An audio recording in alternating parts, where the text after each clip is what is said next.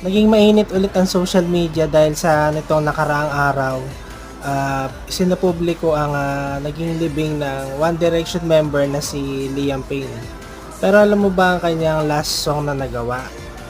Ito ay may title na Teardrops, kung saan kakolab niya at gumawa ng kanta na to ay si JC Chases na miyembro ng bandang NSYNC din kung ikaw ay batang 90s. So ayon kay Liam, ang kantang kanyang sinulat ay tungkol sa kanyang mga napagdaanan na heartaches, mga masasakit na pangyayari na kanyang pinagdaanan at kung paano niya ito napagtagumpayan.